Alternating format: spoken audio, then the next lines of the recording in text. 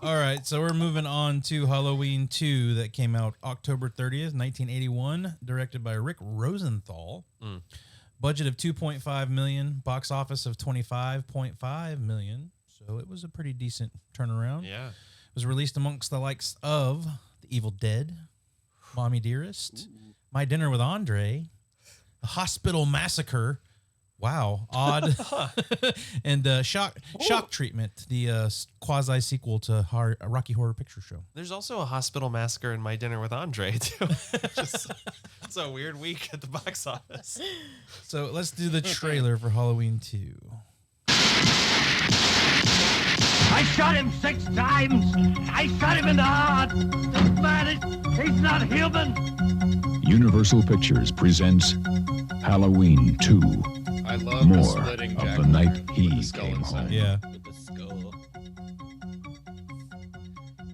Who is it?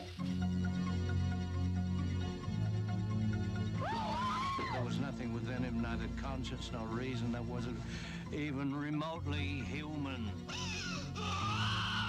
Some kind of a joke? I've been trigger-treated to death tonight. You don't know what death is. What does that mean, Sam? Right. So that's our opening scene from this one. Is that you get a replay of what happened at the end of part 1. Plus a weird platform that Michael steps up onto. Yes. And falls off. Yes, it's absolutely noticeable that he walks right off the top of the ledge and it doesn't like he should have flipped over. It's like Peter Pan getting shot. Yeah. So totally different grass. Totally different grass. Big impression. Yeah. Left in his shape. I noticed that they completely cut from the was it the boogeyman and all of that stuff. They cut that out and it's just Loomis running out onto the lawn. Yeah. And this is where Loomis starts to go haywire. He is so extra. Yeah. He sees the impression on the ground, finds the blood, and then the guy comes out. I've been trigger-treated to death tonight. You don't know what death is. Then we get the jazzed up score this time around. My favorite thing, though, is that he comes out and immediately tells this guy who has no idea what's going on, tell the sheriff I shot him. Like, he's just like, what do you fucking mean, tell the sheriff? Tell him he's still on the loose. He's still on the loose. You can tell you're squarely in the 80s because Carpenter has traded in the keyboard for, like, fucking, like, Genesis synth. Yes, it is so synthed up the this time around, and I hate it. I hate the way it sounds in this movie. I hate that. Bing, ding, ding, Yeah, I ding, don't ding, love it. ding, It's a ding. little too staccato. Like, it just feels very it's silent movie sound. It's like it's in your head going ding, ding, ding, ding, ding. That's ding, how I ding. felt Right. about the previous like that. Sure. There's some stuff that I think does really well with it. Like the new version of Laurie's theme has a couple of like interesting flourishes to it. But for the most part, he's like, look at all these cool fucking Casios I have. Right. Going to town. I think John Carpenter really just tried to sabotage this movie at every think turn. so? It's like, I'm going to make this score sound just a little more annoying. Just like I said the last time, it's repeated so many times, Sure. but you don't get tired of it. This time, it grates on me a little bit. Yeah. Yeah, the total tone change of the whole keyboard synth sound that it's aggravating after a while. I mean, I still love the score; it's an iconic score, but with the change in the tone, it's like the very first I can remember seeing this. Like, what happened? Something's different. Yeah. The music's the same, but it sounds. Do you different. think it's the fact that the movie do you think they felt like they had to compete with everything that had tried to ride the wave of Halloween? So they had to have like a funkier score. They had to have more kills. They had to have more tits. Yeah. Like they had to have more. Like, Yeah, but because at this point, when there were Does two feel Friday that the way, 13th, I think only part 1 had been out at this Oh, really? point. but they knew part 2 was coming out because we had part 2 in 81 Right. too. Yeah, because they were one every year. So the story behind this one is the producers wanted John Carpenter to direct it, and he was signed on with them to do The Fog. They were supposed to distribute The Fog and all of that stuff. He went on and did The Fog elsewhere, caused a bit of a legal battle between what they were doing. Right. So in order to settle the legal battle, they got him to do Halloween 2. And he didn't have to direct, but he had to produce, he had to write. So, and even the stuff that he did, they still fought on.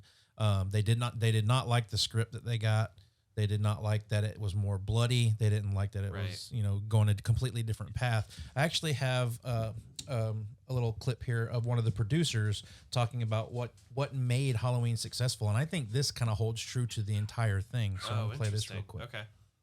Halloween 1 was born of that idea, and in my instructions to Carpenter has been reported many, many times was I don't want anyone to see any gore or violence or blood in the movie. Keep it to a minimum. I want it to be theater of the mind. I want people to supply the visual images. And Carpenter understood that perfectly, and therein lies the success of Halloween. I thought that was the best thing you could have ever said about that. Was that Mustafa? No, it was Yerwin something or other. I can't remember his name. I just sounded like Mustafa, but yeah, I mean that man helped these movies go along. I mean, he died a few years ago. It's so wild to hear a producer that knows what they're talking about more than like the auteur director who's just like, no, I get why this worked. I wanted that again. Because usually they're just ready to get more money, get me whatever. We got to make it more bloody. We got to make it more gory. We got to do all this just to get He knew what worked, but what? Michael should take Manhattan. Michael in the bra. We'll get there, but we touched on Dean Cundy, the DP for Halloween. Kind of came up in the whole crew with John Carpenter and Deborah Hill, Tommy Lee Wallace, and all of them. He was making a big name for himself after Halloween because of the success, and he was working with Spielberg to shoot Poltergeist when they said that he had to come back and shoot this. Oh, wow. Yeah. So he was like held by contract to do that. It wasn't even by contract. He said he felt like he owed it to John Carpenter and Deborah Hill. Oh. And like he wanted to get back, like it was kind of like the boys club. Like he wanted to get back with the club. By all accounts, Deborah Hill is the coolest. Yeah. Everything I've read from her and other people who've worked with her is it's nothing but she is looking out for every single aspect of production at all times. And she wasn't even a producer when all this started. Right. Like Carpenter demanded her to be part of it because she was his writing partner and all that stuff. So a lot of the success of Halloween really falls on not just John Carpenter, but Deborah Hill as well. Deborah Hill. Rest in peace. Yeah. Right. So, but I love that he was the DP on this too, because it makes it feel more coherent as to like, this is just the next night, or this is the same night, just moving the story forward. I think he helps. It still keep looks it that way. good. Yeah. For its faults, it still looks good. Yeah.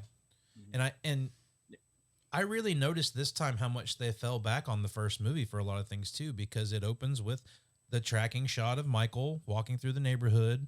Right. He sees Loomis. I shot him 6 times. Yeah. Yeah, he's sitting right in the alley. He's just like looking at Loomis. So you're seeing his point of view again to open the movie, and he goes into the Elrod's house and steals their ham knife. A shot so good that they borrowed it for Halloween 2018. Yeah. 2018. And we'll talk about. And Michael didn't kill them either. There's a few times where he doesn't kill people in this movie that he runs into. And that's what we'll get into a little bit of the talk of the now. I mean, we're technically talking Halloween 2, so let's talk the new Halloween 2 a little bit. My biggest issue I have is that they just kind of give you a greatest hits of what happened in the sequels up to when they decided to do their version. Right. Now, they do it well. It is still very creepy the way they shoot Michael and the way they kind of turn the tables with Laurie and whatnot. I absolutely buy it as a sequel to part 1. Yeah. But it still feels like it's so indebted to the other ones. Yes. Yeah. Like there's things like that scene of him walking through the town is pretty much that is a recreation of what we're seeing here. Right. Going in, getting the knife, stabbing the girl through the neck, all of that stuff. So that's really the biggest issue I have is it's really just rehashing things that we've already seen and calling itself something new. My biggest issue with Halloween 2, this sequence is so she sees her knife missing, starts screaming, and then it goes to the girl next door who very casually is just like, he probably just started beating her. There's no problem. It's 1981. The husbands are beating wives every day. It's okay. It's absurdly casual. And she says she's always picking on him, so he probably just got tired and started beating her. Yeah. So they Such a sound like a great nag. couple. Yeah. She had Archie it coming, Bunker you over know? here. But I like the way that it sets you up for the teenager and the phone call, because Sure. it's like, 'cause you hear a girl got killed in Haddonfield, and she's like, "That's right down the street." Like you could tell, like this would be the You can hear the conversation. sirens. Yeah, this would be the conversation they would be having right Well, now. this is the conversation we had about Friday the 13th and stuff, where people are on the same lake and they don't know what the hell's going on. This is more more natural, Yeah. where obviously everyone would be calling each other. You know, you'd hear the sirens, all that Right. kind Right. of It's a stuff. small this- town. Everybody's I'm calling liking this stuff, everybody. honestly. Yeah, it's Yeah. good. And then she's on the phone, and Michael just walks in the front It's door. one of the most natural parts of the film. It Yeah. really is. So It's the cool. part that feels the most like John Carpenter's. Let's set the scene. Let's make everyone feel like this is a regular town. Because there's so many moments in this movie where it does finally become that kind of heightened slasher world where everyone's Yeah. just kind of making bad decisions. The biggest thing I noticed watching it this time is you really could cut out 30 minutes of this movie and not miss it at all. The thing that this movie does so well is it's something that I actually really love the second Nightmare on Elm Street movie for, which is that this movie has a very hopeless tone. Like it's not fun, even though it is going for like a bigger body count and Right. like crazier kills and weirder stuff happening, big twists. This movie is, whereas the first one you kind of get to know these characters. There's a little bit of like joking around and stuff, and then things start happening to them. This whole movie is about how Loomis has failed to keep this from happening. Yeah. And so there is a constant tension and desperation that like permeates this movie for Yeah. all of its like kind of goofy, tropey failings. There is a constant feeling of hopelessness that like Yeah. goes through this whole movie that I actually really respond to. I think it's actually Halloween's a better movie, but there's a lot of ways that this movie is more upsetting and scarier. True. And I think a lot of it sets back on Dr. Loomis, like you were just Yeah. touching on. It's like the fact, we saw him, he just thought, and Michael was evil and he's a man. Yeah. But he literally just put 6 bullets in Yeah. him.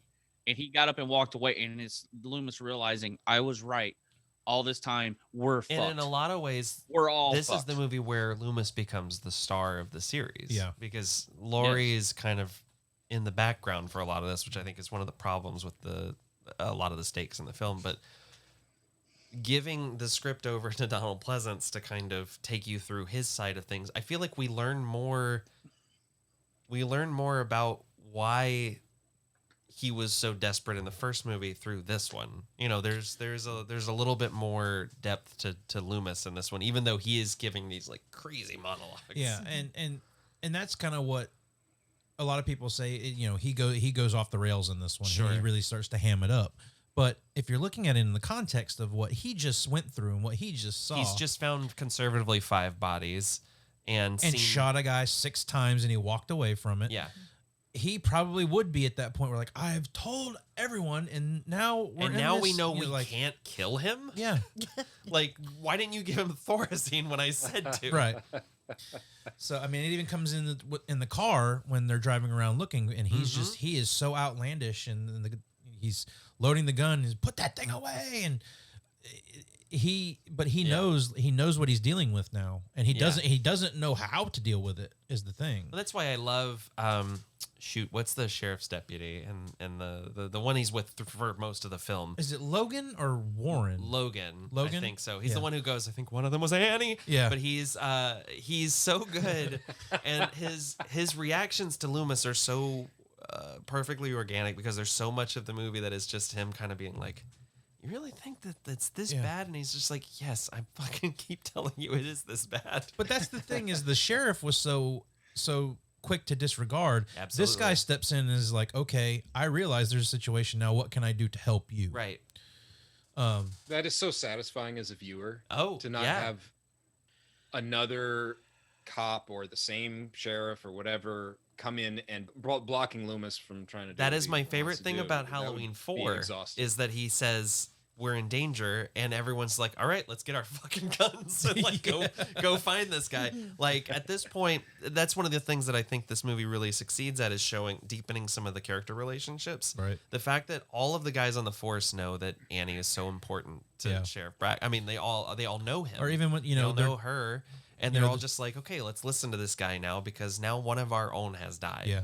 You know, or even Lori. I mean, you're taking Lori to the hospital. Everybody recognizes her. Yeah. She's the babysitter in town. Yeah. So it really gives a Jimmy's good sense got a of crush. community. Yeah. Of these are just small town folks who all know each other. Where this movie sings is in like the character stuff, I think. Yeah.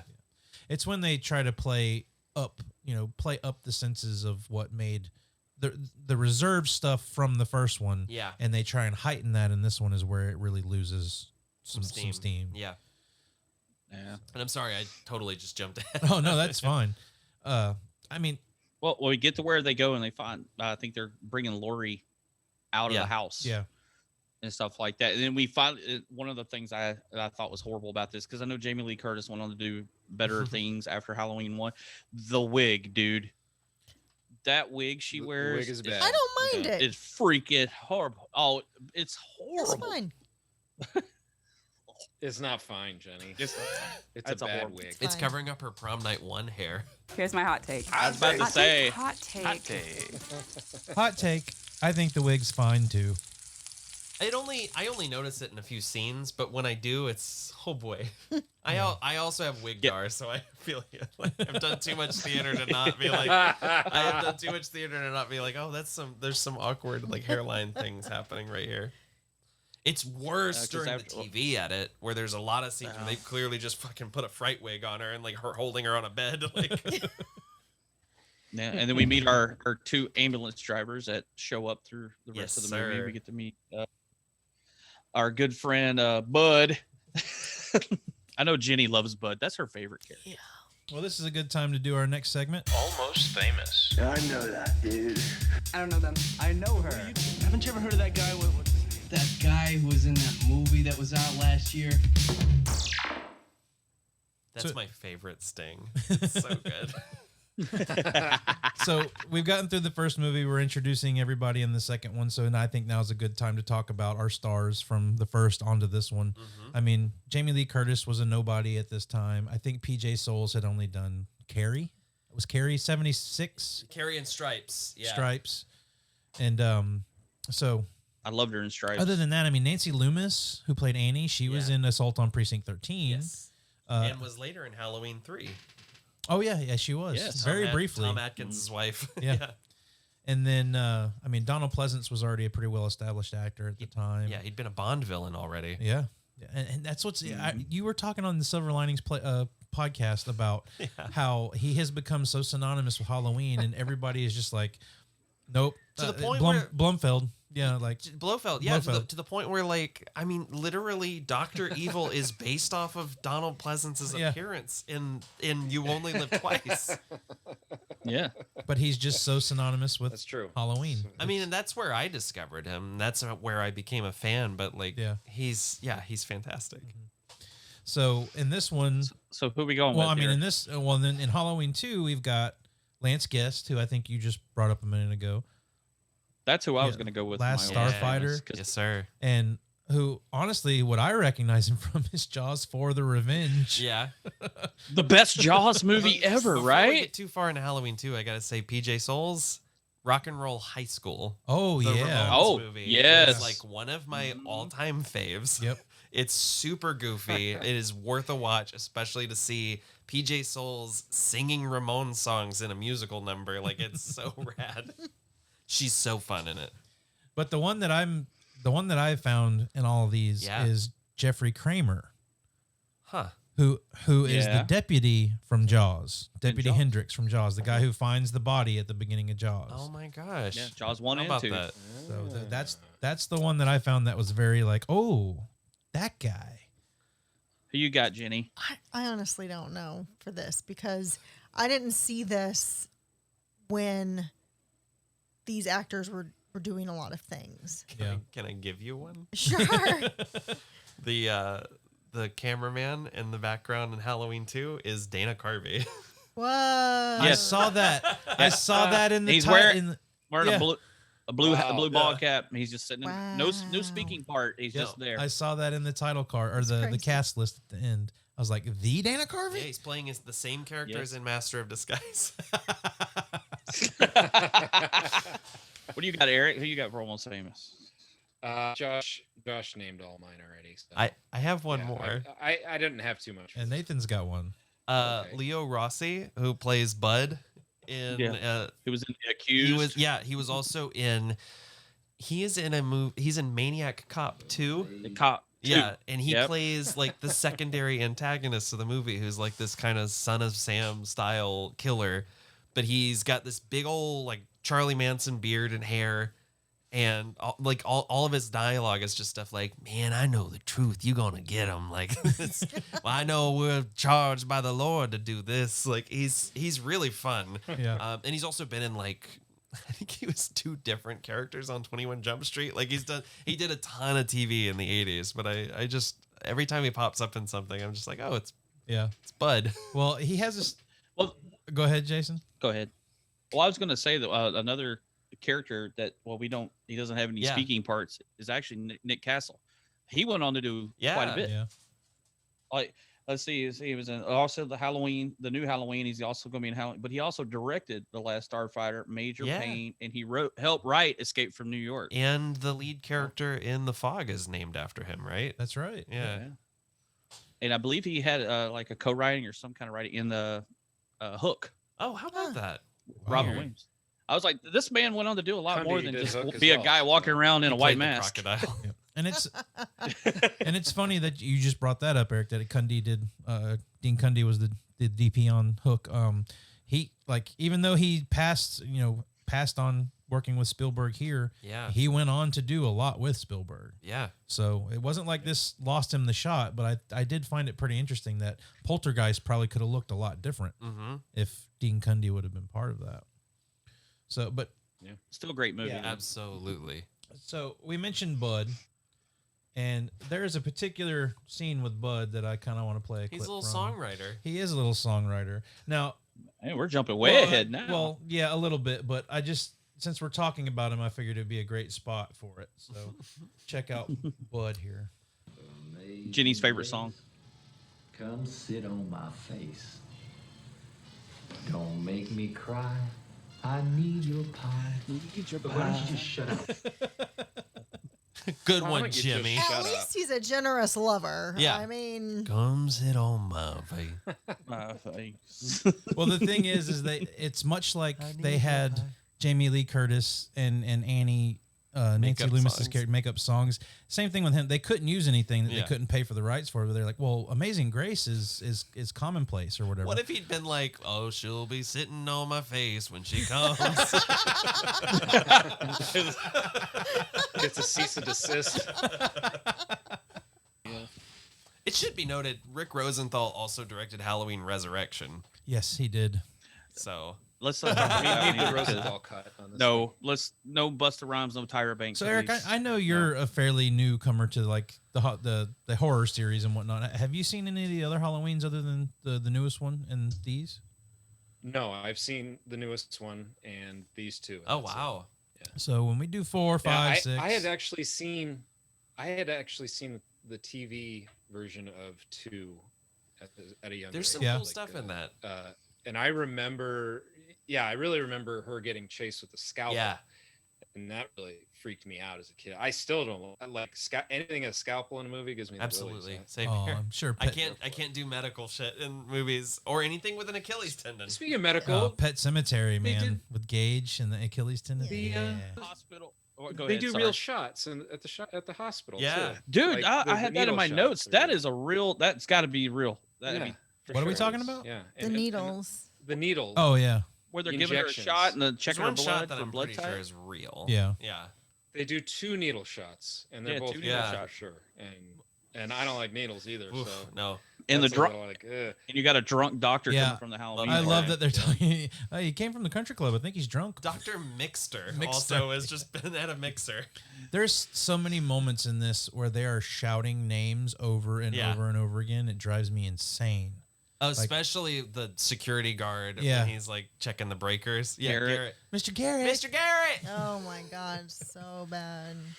And then, the nurse at the end is looking for Lori. So she's, Lori. Right. It's even worse in the TV edit. There's a ton of extra just like, Jimmy. But the thing is, and didn't we bring this up in another episode? We were talking about just places, the hospital where nobody is. A hospital on Halloween night, and I mean, I know we all know people who are nurses and stuff like that. Talk about Halloween night is usually one of the busiest days of any hospital, especially if it's a small town. And here we are. I live in a small town, and there's cars outside the whole entire time at the hospital. There's literally the nurses we see, and Michael Myers at the hospital. That's all we have. Yeah, and the whole hospital. A real hospital. And the second Michael walked in, someone would be like, "Motherfucker, I've been here for 3 hours. Like, you can't just walk back there." I don't care about your gunshot wounds. Get your raggedy ass overalls. But at least they do try to establish the fact that it is a working hospital with the kid with the fucking razor in his mouth. Oh, that's dude. That is that Wesley? Yes. Yeah, he's got a razor blade in his mouth. And I'm glad you said that with a question mark, it's because just unsettling. Because when I was a kid and up until probably very recently, I always, like with watching it on VHS and DVD and all that stuff, I thought he had an ice cube in his mouth. Like when I was a kid, I thought it was an ice cube. Really? Yeah, if you thought it was ice cube, I thought it was those Dracula teeth sideways. Like you get the Dracula teeth. Well, what I it is, thought he was a war boy from Fury Road and just had spray painted himself. Yeah. Okay, we won't start the discussion on Fury Road now because that's going to be an interesting podcast. I understand. But the thing is, like, I never noticed that either as a kid. But they're trying to play on that whole Halloween thing of like, don't eat your candy to your parents. But it also it makes Haddonfield a way more awful place than you would think it was from the first movie. Right. Yes. Who's putting razor blades and apples and candy? But yeah, Eric, I was confused on that for a long time, and then this time, Lonnie Lamb's dad was doing it. Probably so. But I noticed it a few watches before this one, but I even pointed it out to Jenny this time. And if you look at a specific moment, you can see like the razor blade sticking between his. Yeah, you can even And read he the can't writing close on it his if you mouth got because of it. Yeah. And then I love when they come out and the mom's like, "Oh, it's okay. We're gonna go home. We're gonna play some games." It's like, bitch, I just swallowed a fucking razor blade. Yeah. Like, give me a Valium. I need some painkillers. Pitfall isn't gonna fix this. Right. Like, come on, man. But we get the establishment of all of the nurses in the hospital, which go ahead. We missed Ben Tramer dying. Well, I mean, we briefly talked on that. When you got Loomis and the sheriff Brackett in the car driving around looking for Michael, he sees a figure off to the side and he sees the mask, which looks very similar except that it's silver with white hair. Right. I could see where he could make the common mistake. But yeah, that whole sequence is, he could shoot him, like he's already shot him 6 times. So why wouldn't he start shooting as soon as he saw him? It's so crazy that those cars were full of dynamite. Well, that's where this movie stops feeling like a reality, like the first film, and really starts feeling like a Hollywood piece. Kooky. Yeah. We got big explosions and blood. But I do think they're smart to set it up that was Ben Tramer. Like you have the kids that come along later, and they talk to Sheriff Warren or whatever his name is, and they're Loomis. and they're like, Ben Tramer was real drunk and he was wearing the stupid mask. Like they're smart about the way they do it. Yeah. Yeah, it was the first time I think I'd ever noticed that. Yeah. Jenny was like, did they just say Ben Tramer? Like, yeah. And I think it's because we watched them so close to one another this time. Yeah, if you watch them separate from one, it's easy to lose something like that. Sure. But yeah, I mean. Yeah, it took me years to realize that over time. You're like, wait, Ben Tramer? Oh, crap. The date she was supposed to go out with, he got fried for a crisp. But when the car hits him, it keels him over the hood of the car, and he folds over the hood of the car, and then they slam into the ambulance or whatever it is. Right. And then when they cut back to him burning, he's standing straight up like Bob wasn't in the first movie. Yeah. And I thought that was just kind of weird because when they cut away from that shot, when he hits, he's laying on the hood. And then when you go back to him, he's standing straight up. I think that's just the fumes from the fire inflating him. Crazy. Yeah, the muscles are contracting as they burn in his back. Just pulling him Yeah, up. that's why Freddy's always standing straight up. Yeah, and what's funny is the guy driving the cop car, that was actually played by Dick Warlock. That was his only part of the movie when he wasn't Michael. He got to kill the fake Can Michael. we be real? That's the best fucking name of all time. Dick Warlock. Dick Warlock. Dick Warlock. Who also plays one of the androids in Halloween 3. Yeah. Yeah. So let's talk about Dick Warlock for a minute because Let's fucking I just want to keep saying his name. Yeah. How do Dick we feel Warlock. about his portrayal of the shape in this? Okay, hot take. Hot take. All right, I forgot to sting. I think maybe better than Nick Castle.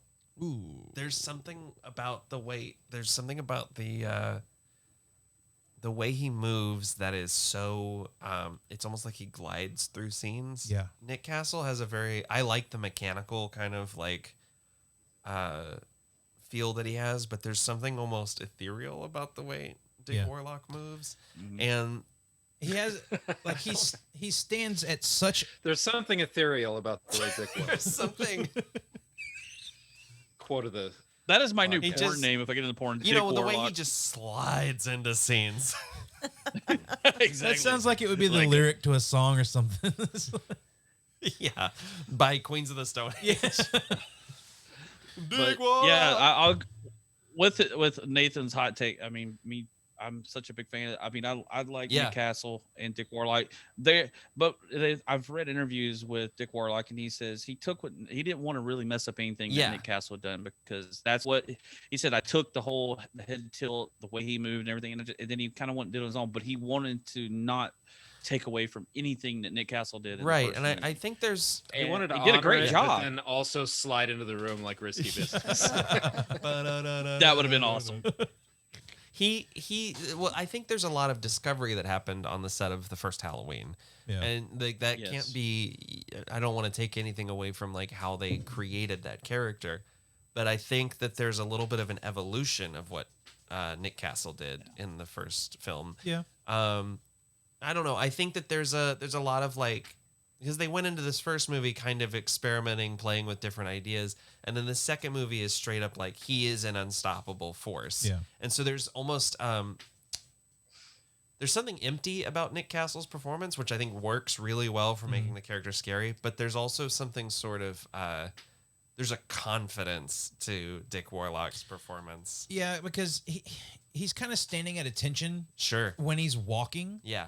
And always looking straight forward. Yes. Almost like, like he has, it's just, I'm zeroing in on what I'm going for, and that's that. It's where Keaton Nick Castle as kind of. Batman.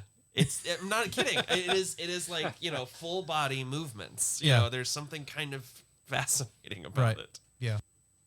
I was going to say, and they used the same mask, but I never thought it was. But they said it is the just same fits his mask. head It's just a the little way it different. fits him. It fits his head and the Yeah. lighting. Yeah. The little bit of the lighting was different, and they said, but it is the same mask. And I always thought Maybe it was it's a different one, but they said situational. it Maybe isn't. it's because we see Michael do very different things in this one. There's just something about him that's like a lot scarier to me. And I kind of like the way the mask looks in this. Like it looks like he's been mussed up a little bit. Yeah, been wearing it all night and gone through some shit in it, Yeah. and it just looks, We've all been to those worn. parties. Here's where I really have a big problem with this movie. Sure. Is all the introduction of Lori being the sister. Yeah. I'm not crazy about it. I understand that's where it took the franchise from here. Yeah. But again, I'm kind of like with an adult mind looking at it now as we probably could have had something a lot more substantial, or It's like Empire. kind of, yeah, like It's retrofitting. I mean, it feels hacky in retrospect. right. Yeah. And even when you're watching the movie, the scenes where they're establishing all of this for you seem very unnecessary. Sure.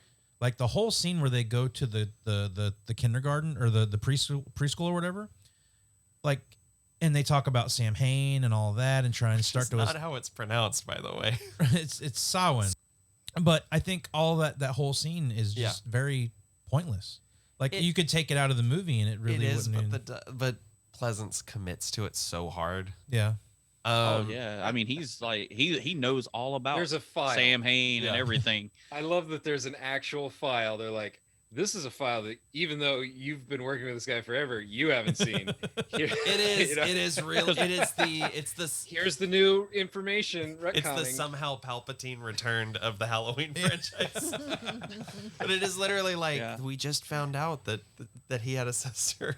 But Pleasance plays it like, wait a minute, I didn't know about this. Yeah, like he didn't even know about it in the script until they laid it on. It's him. Also Marion is definitely given a character upgrade between films because she is clearly meant to be like just there for like had to be his gopher in the first movie, and in the second one she's like, I've been talking to the board, and then I was like, you talked to the board, okay, like. And even Pleasance, like the way he plays it, she comes in and she's like, Dr. Loomis, and he's like, oh, I didn't recognize you. Oh, hi, Johnny. I didn't know it was you. Oh, hi, Mark. It never bugged me as much as a kid because like I said, I saw these out of order. So I watched the first one, then I watched the fourth one. And so I was just like, oh, at this point, it's a bygone conclusion that they're related. And somehow it just never felt, until I started watching them in order, that's when it kind of feels like, oh, this is clearly, I mean, John Carpenter has said he wrote the movie while drinking a 12-pack or something like that. He's like, I was just like, I don't know. Because he's like, the movie's it had such a thin story, the first one, not to take anything away from it. But the point is that it's pointless. Yeah. You know, and he said he thought he had done everything he could do. Yeah. He's like, what else can I do with this premise other than just sending him after her somewhere else, which was originally the other idea was it'll be in a high rise or whatever. Boil someone in a hot Yeah. Yeah. Because even more this, like now was it? She's in the hospital. She's sedated, and she's having dreams about visiting her brother in a hospital. That it talking. I'm like, okay. And then we also find out that she was adopted because her parents died 2 years later after Michael was committed and all that. Right. Where are her parents? They're dead. Why? The Strodes. Oh yeah, the Strodes. Yeah, that's right. They keep trying to call them. Remember, they were at the same party as the doctor, and they can't get a hold of them. Yeah, I mean, they're at the party from Hocus Pocus. The whole town knows about this. They can't stop dancing. They're in a trance. Right. They're in a trance. Well, here at the Hocus Pocus here's where party. it comes into continuity again. Continuity. Now, God, I like damn continuity. It. That's gonna become a running theme. Is the continuity is like all this happened in the first movie, so we're meant to believe that between 6 p.m. and 9 p.m. is when the first movie took place. So everything here is from 9 p.m. on. What we needed is Jack Bauer reminding us of how much time passed. We need a timer at the bottom of the screen. So this takes we need to be cutting to the parents at the party. 9 p.m. and 10 p.m. It takes place in real time. Yeah, because at 11, when it goes from 11:59 October 31st to 12 o'clock November 1st, Michael just turns walks into out. a pumpkin. He's like, I'm out. See you. You all survive until next Halloween. I'll see y'all later. But I Game over. think a lot of this comes from us watching these as kids and younger. We needed some sort of something to move that along for us. At that time, I remember seeing movies that I hated back then that I love now with ambiguity and how they were downers of endings. Whereas a kid, when I would watch stuff like that, I didn't like it or respect it because it didn't tell me what I needed to know to understand it. I think that's why we're so apt to take this and where this went from here on is because we watched it as kids and that's just how we understood it. Whereas now, knowing what I know about how the original art was intended to be, it shouldn't have gone the way it did, but it did. You know what I mean? So it's an odd thing because I run into this a lot writing. I write comic book reviews and stuff like that for AIPT, and it is I have these moments where I'm like, man, I wish I could just read or watch something without a critical eye, and it's very difficult. It's hard to do now. Yeah.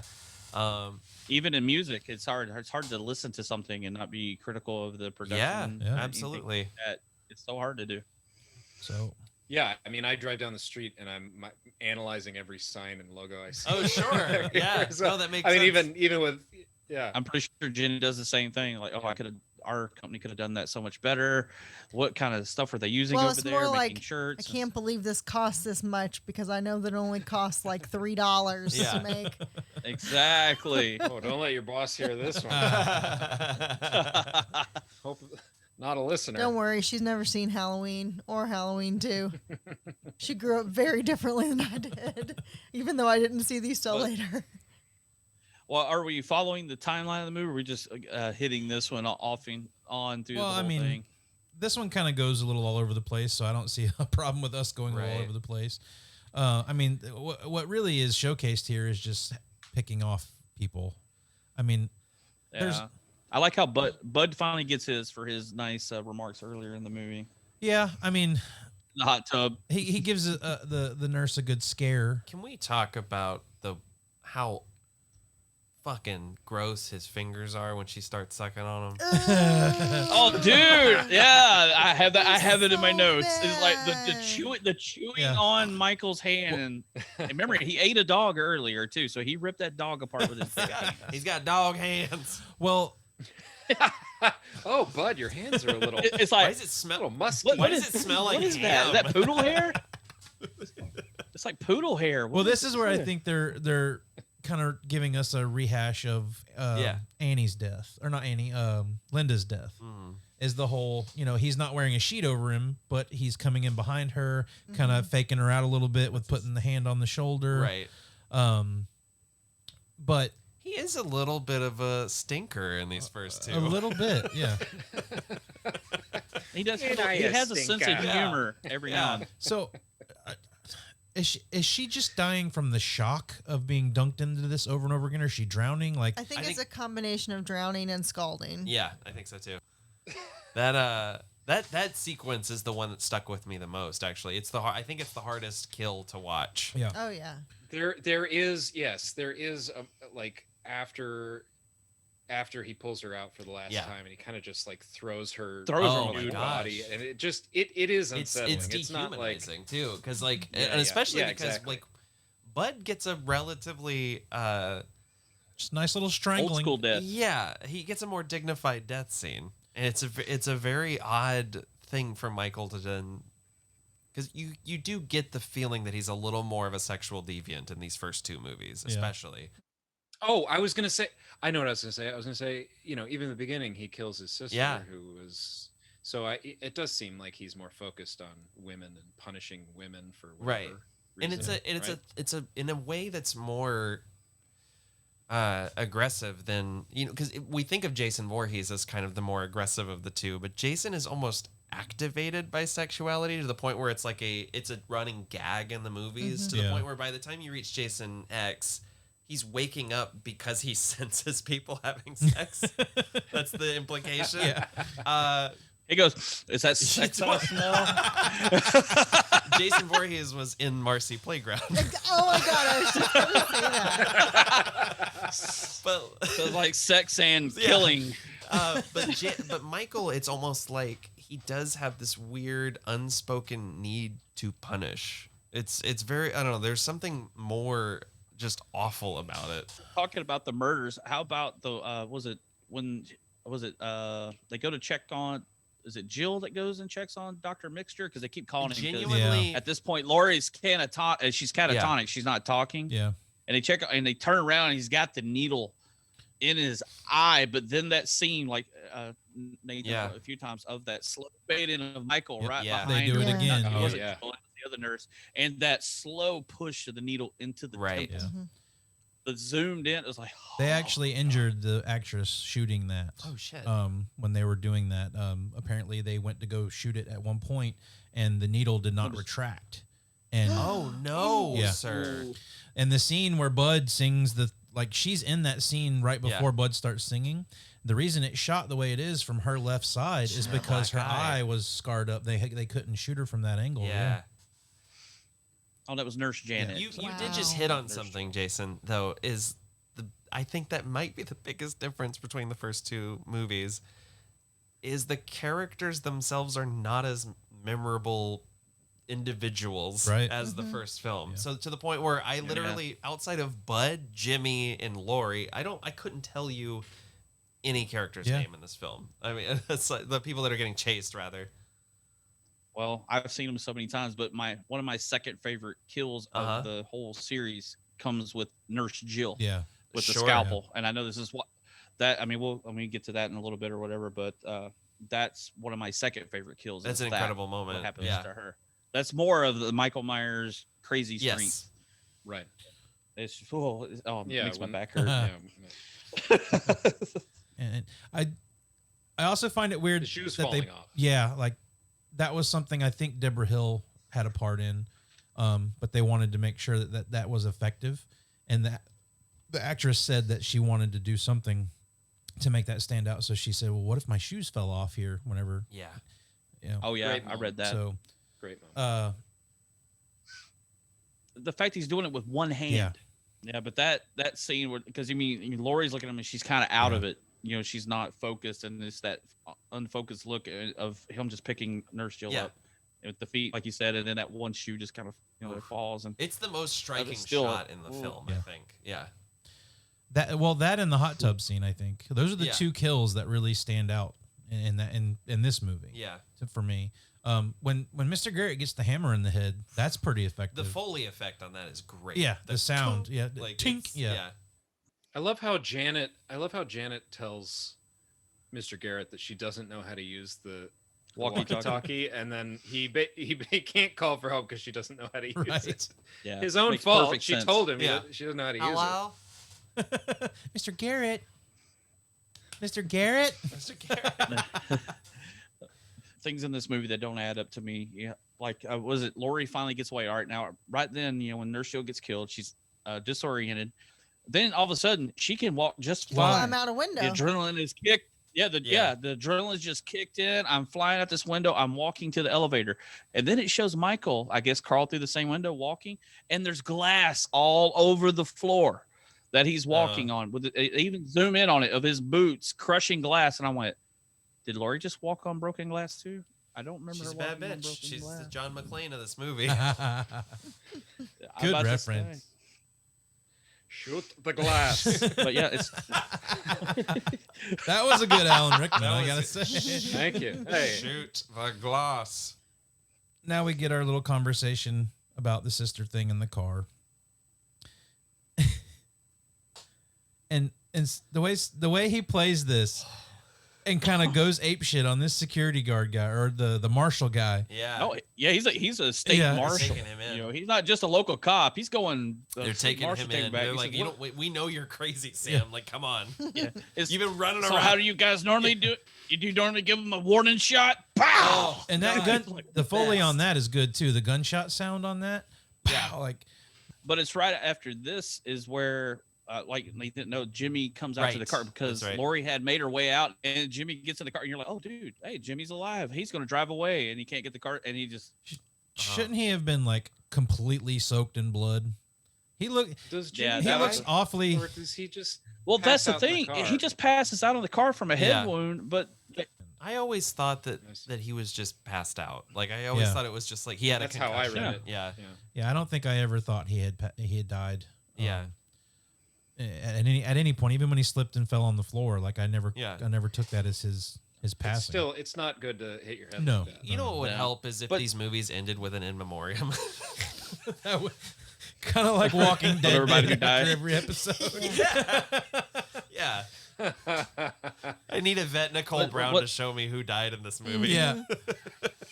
Just status effects for everyone. Life status. That's there right. So and so alive, still at there's bar. a part right after that Nathan was talking about the Foley. It's after Loomis and them show up at the hospital, and Lori's crawling out.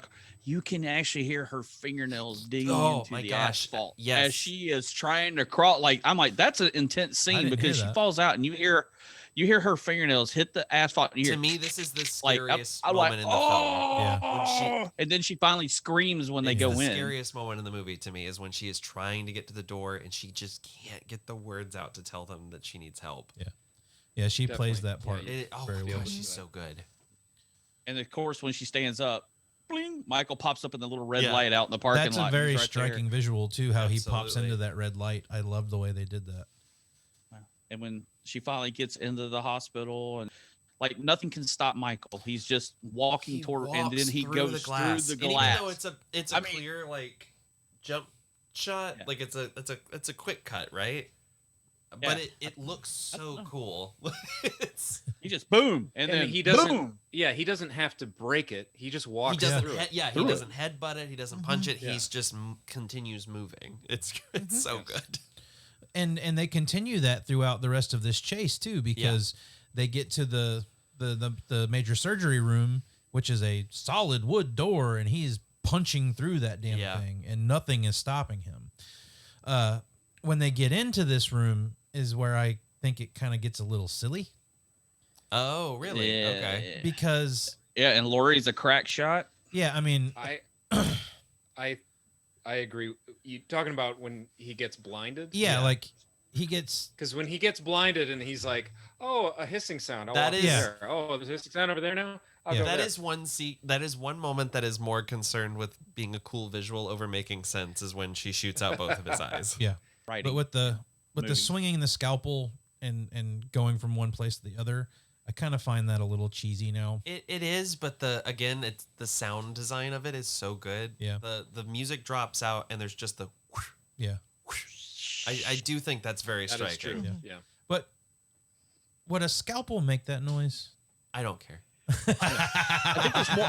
I don't think it's not just the. I think it's more just his arm. Yeah. Swishing, and then Loomis makes the ultimate sacrifice because he knew that I can't stop him.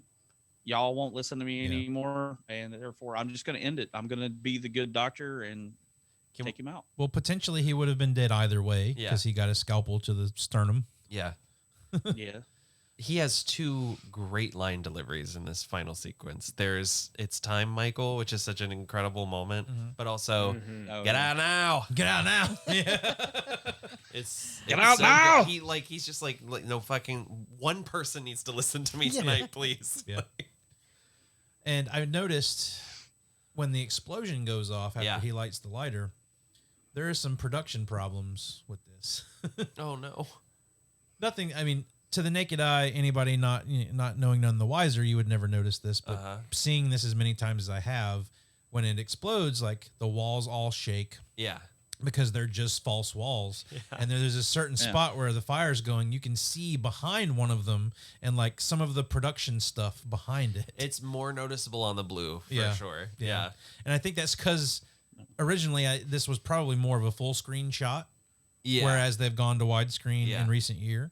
So, but I still find it pretty funny that you can see some of that stuff. But it's just because I'm looking for it now because I've seen this movie so many times. But the fact that he burned that long when he's walking out of that room and down the hallway, I mean, doing his best Johnny Storm Human Torch impression before Very he cool falls to the effect. ground.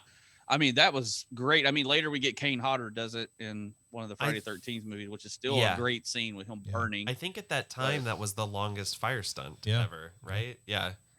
I think so. Because I mean, it went on for just the slow Just walking. let him burn the rest of the night. I mean, But it's a good scare. I mean, He died filming this scene. but it is a great scare. I mean, They just left him on fire. But I love that he finally kills over and it shows the mask and the face burning away.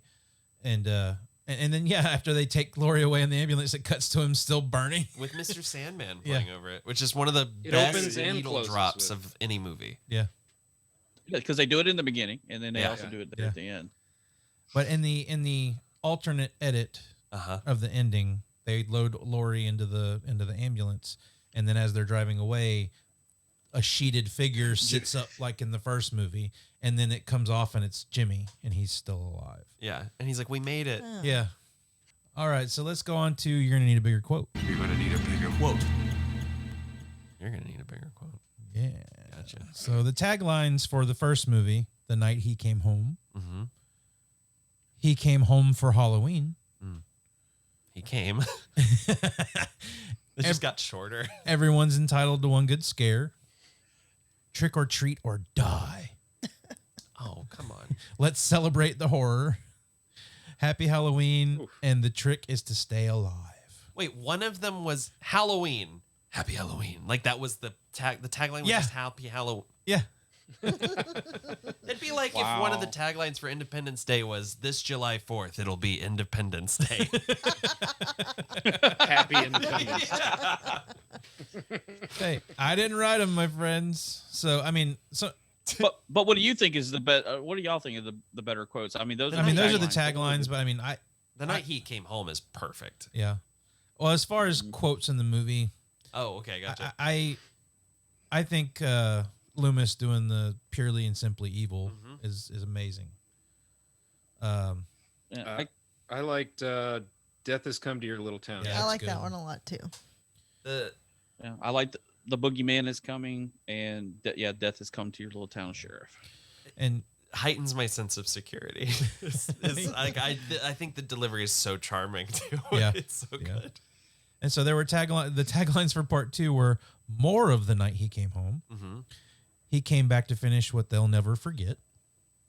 How do you kill what's not alive? He That's came horrible. back to finish what they'll never forget. Yeah.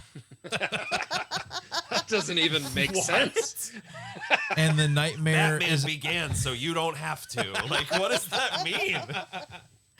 The nightmare isn't over. Sorry. And the nightmare isn't over was the other one. I don't really have any good quotes from this movie other than Bud's rendering of Amazing Grace. I think that stands out pretty good, but I don't really have anything that No, me either.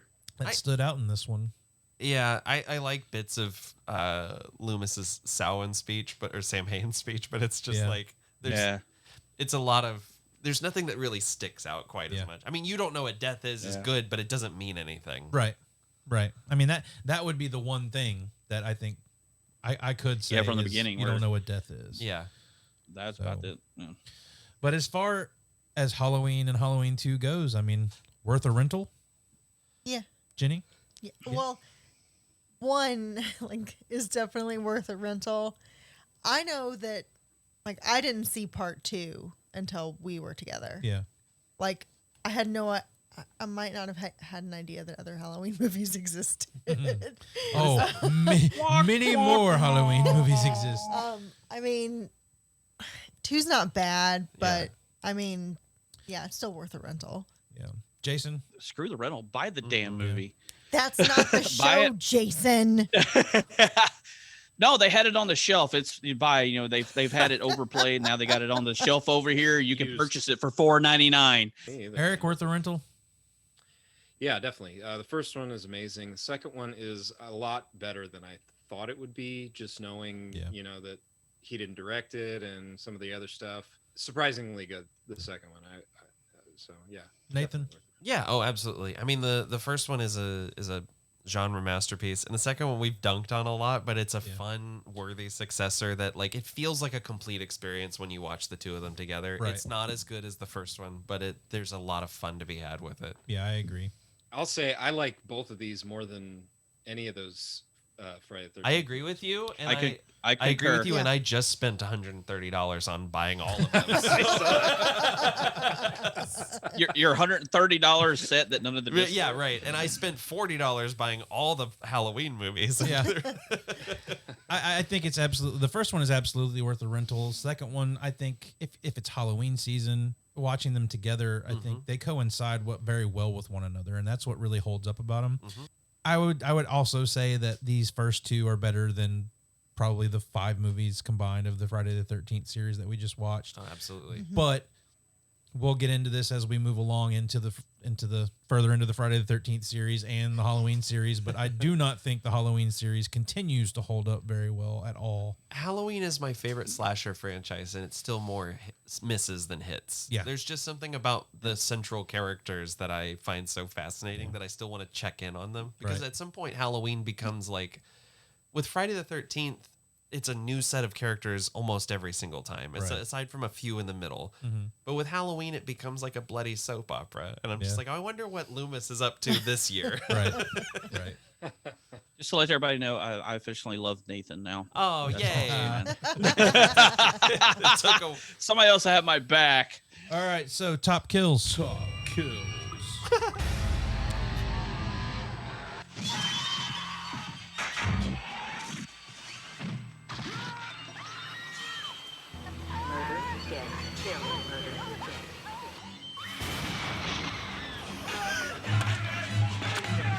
How is this still going?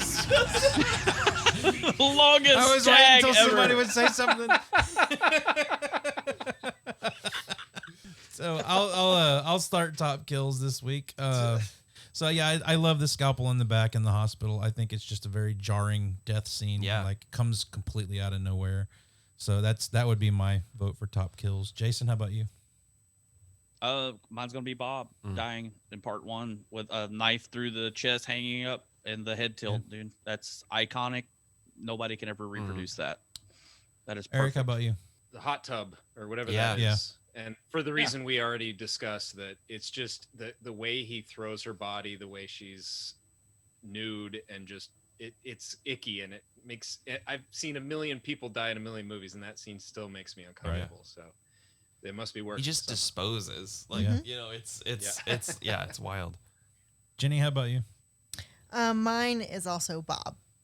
But I actually like the blood draining thing. Really? It's a great visual. It doesn't fit with his MO, Right. but I just like it. It's a cool visual for sure. Just to think that somebody would just drain someone of all of their blood. Yeah. It's, Yeah. like really creepy. Yeah, absolutely.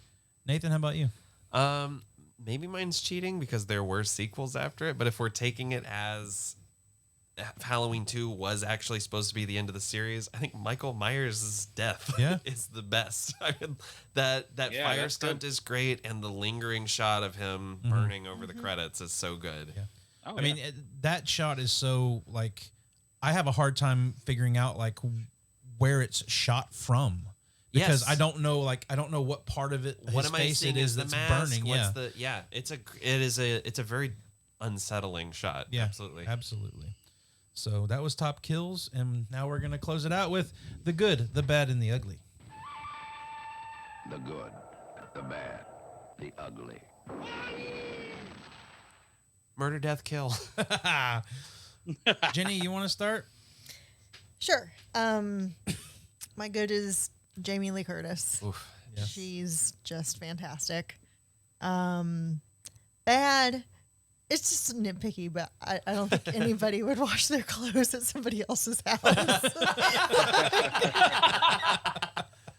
I mean, Jenny's going. Yeah, that's I mean, I wouldn't. I would, just suffer with my butter pants or whatever. Big butter stain on your shirt. Yeah. Just take your popcorn and rub it on there. Yeah, man, it's good. An ugly depiction of mental illness. I'm gonna say it's. I know that he's beyond a person, but just it. The nurse calls it out like you're just treating him like a thing and not a person. And I think I know they let them wander around like this. Like they are the mental patients who are referred to as less than human, really. Yeah. We just talked about that on my podcast where there's like back in the day, there was someone we were talking about in a story was sent to literally it was called the lunatic asylum. And I was just like, is that just how we dehumanized people back then? Right. Yeah. What movie was that in? Because I've heard. Well, that was a story, like this story about a killer in 1800s Texas. It was like an urban legend, but it pops up in a lot of movies where people use the term loony bin or I think Section 9 they might have used the phrase lunatic asylum. Yeah, I think because I can hear that in my head. Somebody saying that in the movie. Jason, how about your good, the bad, and the ugly? Me. The fact that the good being the fact that it was a trendsetter of things to come in the 80s. It set a precedence for everything to come after. Everything started with Psycho and Hitchcock, and Carpenter upped the ante, and it changed the genre from there. Everything that came in the 80s was basically another version of Halloween. And the music. I'm gonna do a 2 for Eric and the music. My bad. You're ugly, Jason. I'm ugly. You're making fun of me. Mine is of course the character Bud, because it's horrible. And the fact we never figure out exactly how old Michael Myers is because even the credits can't get it right. My ugly. This is hard. I mean, because Josh knows, and it's a perfect movie to Jason. So, yeah, this movie, both of these movies are part of my childhood, and I mean, my house is littered with Michael Myers. You gotta get that checked out. I mean, yeah, but I would say the sequels that came later, cheater, and was something like that. But I would also go with, I think the ugly part is how John Carpenter added more graphic kills in this, and Rick Rosenthal really didn't want it. He wanted to kind of stay with Carpenter, and I kind of think Carpenter kind of like sabotaged him a little bit. Even though I love Carpenter, I mean, he's one of my favorite directors, but I just think he kind of sabotaged it because he wasn't in the idea of making a sequel. Right. So that's my thing. That's my only ugly, but yeah, love them all together. Eric, I'm gonna say the score for my Absolutely. And for bad, I was going to say Loomis's rantings in the second film, but you guys actually talked about. Yeah, as you guys were talking, I'm like shaking my head. You have no idea how crazy he gets in this series. Yeah, you'll have opportunity to do that in a later episode. But you're right. I mean, thinking of what he went through just that evening, of course he'd be like just rambling away. It makes total sense. So that's fine with me. My ugly is the wig in. Thank you, Eric. Eric's got my back. Yep. And we both still love Eugene. No. Nathan, did you have anything picked out? Yeah, my good is. I mean, obviously, Jamie Lee Curtis is unbelievable. She created the final Goyle. Who run the world? Girls. Who she created that archetype, and then I turned into Gru from Despicable Me for a second. The Scream Queen. And I think Donald Pleasance is just fantastic in both of them. Even in the first one, where he's not 100% on board with the premise, he doesn't phone it in, and it's a very interesting take on this character. You need to do the rest of this in Loomis's voice. My bad. Was it's something that didn't bother me when I was a kid, but now the sister plot twist is a problem. Yeah. It's a real problem in the second one, because it does feel like it undermines so much about what makes the first one so unsettling. Yeah. Which is that they are picked at random. Mm-hmm. The ugly is Bud's ass. It's a little hairy ass, which we see glistening in the HD cut. Hey, Jenny should be happy because now it's not all about the women. There was a guy who showed buns in this movie. But I'd rather not. But we see buds. Well, my good would be John Carpenter.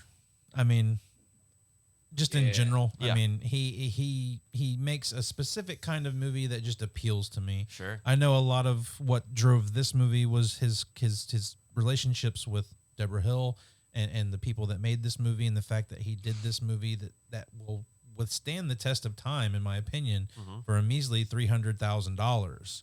Yeah. And just blew people away. You know, he got the gig because he told Mustafa Akkad. Mustafa Akkad was like complaining to him at some point. He was like, "I'm losing like $300,000 a day on a picture that I'm making." Yeah. And John Carpenter was like, "Give me 3 weeks, I'll make a movie for that much total." Wow. And he's like, "All right, let's do it." That's ballsy, man. Yeah. Mm-hmm. So. Yeah. And my bad would be the sister stuff in this part 2. I don't think it works very well. I know it drives where the series goes from here, but I think if there was anything that could have been different with these, I think that could have gone. Mm-hmm. And the ugly, I didn't really have a lot for this. I mean, the wig has its small. I mean, I don't mind the wig too much, but like the production of the second movie and how some of it's a little out of sync and stuff like that. That autopsy scene's pretty great, though. Yeah, that is a very, very real looking skull. Yeah. or like charred body in that scene for sure. Yeah. So, but that's really going to do it for me. Half the budget went to that. Yeah, I believe it. But that'll do it for Halloween and Halloween 2, guys. Hey, I got one thing to add into this, and I talked to Josh about this earlier because we talk about these movies and what they meant to us as kids, and it's been an ongoing thing through like mine and Josh's because Eric and Jenna's, and even you were mentioning how me and Josh watched these as kids. But I want to do a shout out to my mom that when this airs, it will be her. It will be her birthday. Oh, happy birthday, Mom! Yeah. So happy birthday, Mom! Happy birthday, Mom! Yeah, it'll be her birthday, October 30th when this drops. So I just want to tell her happy birthday. That's awesome. And I wanted to say thank you for introducing me into the horror genre, and my life is forever changed. Oh, that's great. Nice. Love you, Mom. Nathan, cool. Do you have anything you'd like to plug? Yeah. 2 Drinks and a Haunting. My co-host Victoria and I cover true crime and paranormal stories. Every 2 episodes a week, sometimes 3 if we're feeling froggy. And go check that out. We're on every podcasting platform, I think, and facebook.com/TDAH podcast. Damn right. And Josh just did an episode I with did. us. I was just about to say I did a guest spot on their I think it was 2 episodes ago. Yeah. Now. We talked about I listened to that yesterday. It was good. Yeah, Dan Aykroyd. Yeah, we talked about how Dan Aykroyd really wants to fuck a ghost. He sure does. He sure does. But that'll do it for us tonight here on the VHS Files. We start November with the next one, and we're starting with a bang. We may have another guest on for the next week's episode, but it will be Back to the Future. This could be another very long discussion about a few things that we've kind of started in the Ghostbusters episode about which may be the better movie. So that'll be an interesting discussion we'll have. But until then, we will see you next time. And remember, be kind, rewind. Happy Halloween! Yay! It's over. It's over. It's over. Get the fuck out! Your ass away from the phone.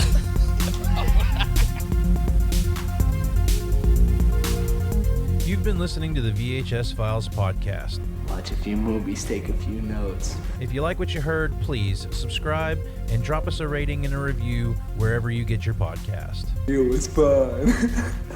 Email us your comments, questions, and movie suggestions at the.vhsfiles@gmail.com.